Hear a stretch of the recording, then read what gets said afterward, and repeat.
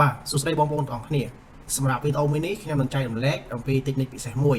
គឺរបៀបនៃការ promote page ដោយមិនអស់លុយគឺឲ្យ Facebook គឺ promote ឲ្យយើង auto តែម្ដងចង់ដឹងថារបៀប promote នោះគឺយើងធ្វើរបៀបម៉េចសូមបងប្អូនទាំងអស់គ្នារងចាំទស្សនាវីដេអូបន្តបាទ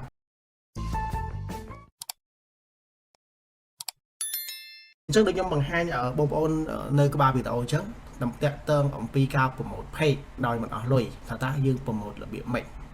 បាទអញ្ចឹងខ្ញុំចូលទៅ account Facebook របស់យើងរបស់ខ្ញុំអញ្ចឹងបងប្អូនធ្លាប់ឃើញ account នេះគឺខ្ញុំតែងតែយកមកធ្វើការបង្ហាញទៅដល់បងប្អូនទាំងអស់គ្នា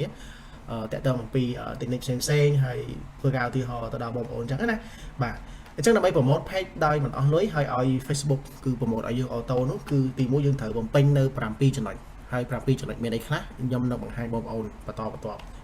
ឥឡូវអញ្ចឹង account Facebook របស់ខ្ញុំនេះគឺមាន page ជាច្រើនដែល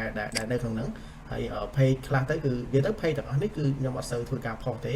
គឺខានផុសយូរហើយមួយរយៈពេលយូរដែរចូលចិត្ត1ឆ្នាំ2ឆ្នាំហើយអញ្ចឹងអាចថាប្រភេទ page យើងសិនហើយបាទអញ្ចឹងឧទាហរណ៍ថាខ្ញុំចង់ធ្វើការ promote page មួយនេះឬក៏ page មួយនេះអញ្ចឹងទៅឥឡូវឧទាហរណ៍ថាខ្ញុំចង់ promote page មួយនេះអញ្ចឹងតាក់ទងជាមួយ page របស់ខ្ញុំនេះគឺបងប្អូនអាចមើលជាក់ស្ដែងបានគឺវាខ្ញុំខានផុសតាំងពីថ្ងៃ12ខែ5 2023ម្លេះអញ្ចឹងខ្ញុំខានផុសមួយរយៈពេលច្រើនឆ្នាំដែរចូលចិត្ត2ឆ្នាំណាអាចថា2ឆ្នាំចុះអញ្ចឹងខ្ញុំនឹងយក page នេះយកមកធ្វើការ promote ហើយដើម្បី promote បានដូចខ្ញុំនិយាយខាងលើគឺត្រូវបំពេញ7ចំណុចហ្នឹងមានអីខ្លះតោះនិយាយហើយនិយាយទៀតបងប្អូនបើក page របស់យើងមកបងប្អូនចុចកន្លែង switch នេះហើយដើម្បីចូលទៅក្នុង page របស់យើងមិនយើងឈរនៅលើ account តែឥឡូវអត់ទេយើងឈរនៅលើ page តែម្ដងយើងអត់ឈរនៅលើ account ទេ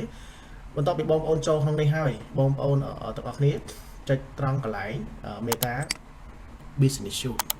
បាទទៅពេលដែលបងប្អូនចុចត្រង់កន្លែង Meta Business Suite ហើយសួរថាបងប្អូនត្រូវទៅកន្លែងណាទៀតអញ្ចឹងបងប្អូនទាំងអស់គ្នាអាចសង្កេតមើលត្រង់ចំណុចនេះបងប្អូនមើលមានឃើញអ្វីប្លែកទេពីមុន Facebook តាំងពីវា update ក្រោយមកគឺ Facebook បានធ្វើការកែតម្រូវជាច្រើនវាបានធ្វើការដាក់នៅ AI បន្ថែមមួយចំនួន AI តាក់ទងជាមួយនឹងការ support ទៅលើការ boost AI តាក់ទងជាមួយការ support ទៅលើការ check ទៅលើ content របស់យើង AI តាក់ទងជាមួយនឹងការកំណត់អតិថិជនគោលដៅ AI តាក់ទងជាមួយនឹងការកំណត់និងការបែងចែកសាច់ប្រាក់របស់យើងថាតើរបៀបម៉េចអីគឺ Facebook គឺ update ច្រើនមករយៈពេលនេះអញ្ចឹងណាអញ្ចឹងAI នឹងហើយបានធ្វើឲ្យ Facebook បានកំណត់នៅ target ឬក៏ plan មួយឲ្យបងប្អូនទាំងអស់គ្នាធ្វើការ complete វាកាលណាបងប្អូន complete វាបានពេញ 100% គឺមានន័យថា page របស់បងប្អូនគឺជា page ដែលជាប់លំដាប់ថ្នាក់គេអាចហៅមួយយ៉ាងទៀតថាជាប្រភេទ page មួយដែលFacebook គឺ suggest ឲ្យតែម្ដង auto តែម្ដងអញ្ចឹងបងប្អូនទាំងអស់គ្នាមើលនៅក្នុងនេះណាអញ្ចឹងបងប្អូនមើលក្នុង weekly នេះពីមុនបងប្អូនអត់ដែរឃើញទេតែឥឡូវបងប្អូនឃើញហើយ weekly ហ្នឹងណាបាទអញ្ចឹងបងប្អូនចូលត្រង់កន្លែងដំបូងបងប្អូនចូល page ចូល home ហើយបងប្អូនអស់មើលកន្លែង weekly ហើយបើអត់ឃើញកន្លែងហ្នឹងទេបងប្អូនចុចទៅណាចុចកន្លែង planner នេះមកបើអត់ចុចទេ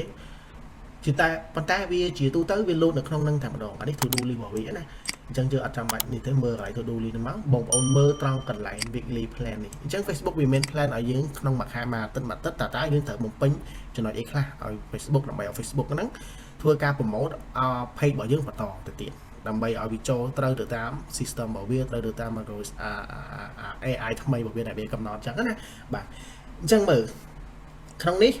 ទាំងអស់វាមាន6ចំណុចឥឡូវយើងចុចមើលទាំងអស់មកអញ្ចឹងបងប្អូនទាំងអស់គ្នាមើលនេះក្នុងនេះមាន6ចំណុចតាមពិតទៅតាក់ទងជាមួយចំណុចមួយនេះគឺมันអាស្រ័យទៅលើ page វាអាស្រ័យទៅលើ page សំទោសវាមិនមែនថាគ្រប់ page ទាំងអស់គឺត្រូវតែ6ចំណុច7ចំណុចគឺអត់ទេវាអាស្រ័យទៅលើ page មួយដែរដោយ page របស់ខ្ញុំនេះដែលខ្ញុំខានផុសជាយូរមកហើយហ្នឹងគឺ AI បានកំណត់ឬក៏ system របស់ Facebook បានកំណត់ task របស់ខ្ញុំត្រូវធ្វើម៉េចឲ្យ complete ឲ្យបាន6 task នេះកាលណាយើង complete បាន6ហ្នឹងគឺមានន័យថា Facebook វា note ឬក៏វាឲ្យ credit យើង1 2 3ឬក៏ផ្កាយ1ផ្កាយ2ផ្កាយ3អញ្ចឹងទៅកាលណាវាឲ្យយើងទៅយើងធ្វើបំពេញហ្នឹងនេះហើយអ្វីដែលត្រូវបំពេញគឺទី1អត់ពិបាកទេបងប្អូនគឺទី1នេះ publish one ad មួយមកអញ្ចឹងបងប្អូនផុសមួយមកឲ្យបងប្អូនប៊ូបន្តមកទៀត publish one post អីចឹងមកអញ្ចឹងអានេះសិតជាអ្វីដែលបងប្អូនត្រូវតែធ្វើត្រូវតែបំពេញដើម្បី បំរើទៅតាម system របស់ Facebook ដើម្បីបំរើទៅតាម program របស់ Facebook ទៅដើម្បីឲ្យវាធ្វើការរុញ page របស់យើងឡើងកាន់តែច្រើនកាន់តែ suggest គ្រប់នៅអតិថិជនគោលដៅផ្សេងៗបាទអញ្ចឹងនេះដោយ page របស់ខ្ញុំនេះឃើញទេអានេះអត់ពិបាកទេស្រួលៗទេដូចអានេះពីនេះខ្ញុំបានបំពេញហើយអញ្ចឹងអានេះខ្ញុំបាន complete ហើយនៅឡើយតែប្រហែលចំណុចនេះដែលខ្ញុំអត់ទាន់បានបំពេញអញ្ចឹង4ចំណុចនេះគឺខ្ញុំអត់ទាន់បានបំពេញទេអញ្ចឹងយើងត្រូវបំពេញគ្រប់រៀងរាល់សប្តាហ៍ទាំងអស់នៅពេលដែលបងប្អូនបានបំពេញហើយបងប្អូននឹងឃើញនៅអ្វីដែលបងប្អូនឃើញនេះតែ archive នេះបងប្អូនអាចមើលកន្លែងនេះទៅមើលកន្លែងនឹងបញ្ជាក់បន្ថែមជាក់ស្ដែងហើយនេះអានេះនិយាយទៅវាគិតក្នុងមួយសប្តាហ៍ហ្មងចឹងអត់ពិបាកអីចឹងមួយខែកាលណាបងប្អូន complete គ្រប់ test របស់វាហ្នឹងក្នុងមួយខែ page របស់បងប្អូននឹង suggest auto reach auto តែម្ដងបាទអញ្ចឹងនេះដោយបងប្អូនមើលនេះអានេះខ្ញុំអត់បានបំពេញទេព្រោះដោយសារ page ហ្នឹងនិយាយស្មោះត្រង់គឺខ្ញុំទៅតែបើកថ្ងៃហ្នឹងទេដោយសារធ្វើវីដេអូបង្ហាញបងប្អូនពីមុនមកខ្ញុំអត់ដែរបើកទេ